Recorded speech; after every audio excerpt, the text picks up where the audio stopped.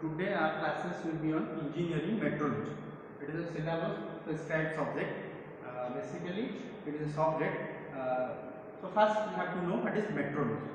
Metrology is basically it is a Greek word. Okay. So if we confine this word, we will be found that one part is metro and the another part is logy. In Greek word, metro means measurement and the logy indicates that it is a science. So if we combine it, so we will found metrology. So basically it is a measurement science, or we can say it is a scientific study of measurement. Okay. So let us have to discuss what is the application of metrology in mechatronics. So metrology plays a vital role in the field of mechatronics. Not only in the mechatronics, whatever you have to be do without measurement, it can be considered. Okay.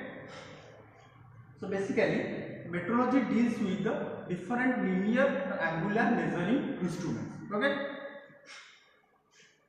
So here is an instrument. You can see it is vernier caliper. It is a precision measuring instrument. Okay.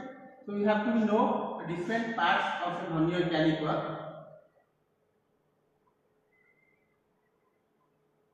Look at the screen. It is an instrument. You can see it is a vernier caliper. Okay. Vernier caliper. So it is a vernier caliper. It is a main scale of the instrument. These are the internal jaws. Okay. These are the external jaws, and it is your locking screw. Okay. It is a main scale, and it is your vernier scale. And the sliding part is vernier scale. This part is your main scale, and sliding part is your vernier scale. These are the internal measuring jaws, and these are the external measuring jaws. You can measure an object. Have to look at the object. So let us consider it is an object. You can measure the dimension of the object. Okay. So first you have to be insert the jaw, and then you have to lock the locking screw. Okay. You can see it is a locking screw. Okay. First, you have to hold the object perfectly. By locking the locking nut, you can hold the object perfectly. Okay.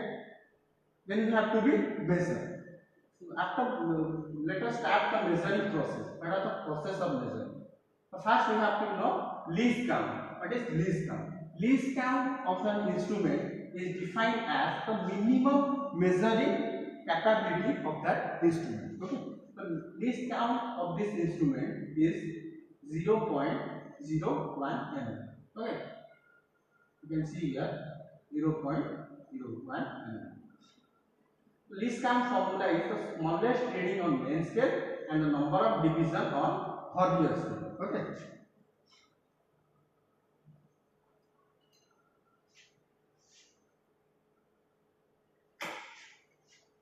Look at the least count of the vernier caliper.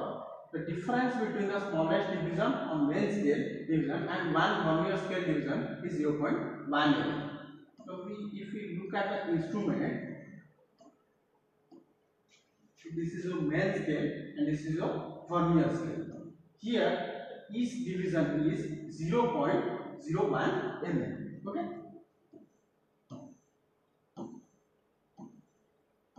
0.1 mm. Okay. The least count of the instrument is 0.1 mm. So each division of the vernier scale will be 0.1 mm, and each division of your main scale is 1 mm. Okay. And the least count formula will be smallest reading on main scale and number of division on vernier scale. So smallest reading on main scale is here. Smallest reading is 1 mm. 1 mm is the least count of the main scale. Okay. 1 mm, 10 division. 1 mm number of division on vernier scale. Each division has 10. Each mm has 10 division. Okay. So 1 division is 0.1 mm. The least count of the instrument is 0.1 mm. Here is the working of a vernier caliper. Working procedure: how to measure an object, Okay, here is the working of a vernier caliper. The process are here. The sliding jaw runs on the main scale with a guiding surface which is accompanied by a vernier scale in which it has measuring teeth on the left side. Okay, this is the first process. And second process will be when two measuring teeth surface have in contact with each other, the scale shows 0 reading. Okay, let us solve what is 0 reading.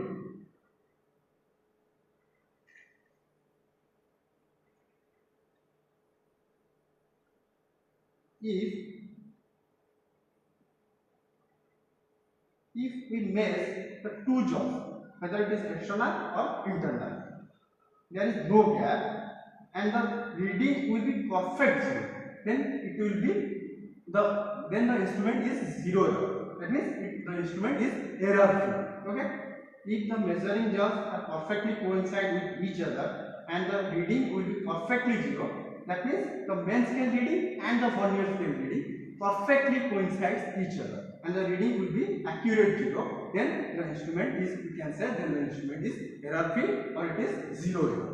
Okay, this is the second measuring process. Okay, and third is the final adjustment of the movable jaw can be done by adjusting screw. Okay, then the first, the whole movable jaw assembly is adjusted so that the two measuring teeth just touch the part to be measured, then locked out B is tightened.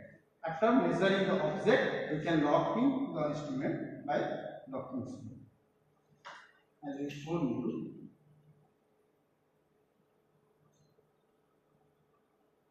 okay.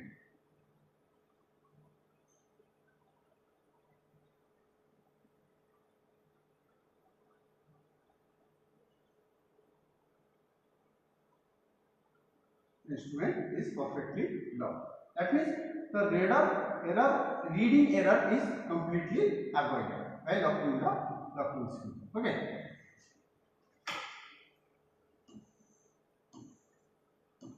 Here is the working of a vernier caliper. The final adjustment depending upon the sense of the correct filling is made by adjusting screw, which makes the part containing locking nut A and sliding jaw to move as the adjusting screw rotates on a screw which is in a way fixed to the movable jaw. Okay.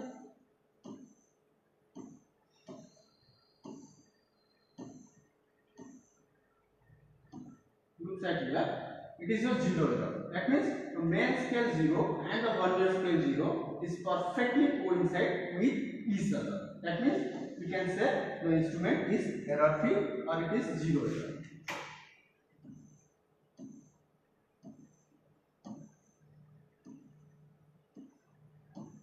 Here at the zero error and the zero error corrections are also available here. Here is the reading process. Okay.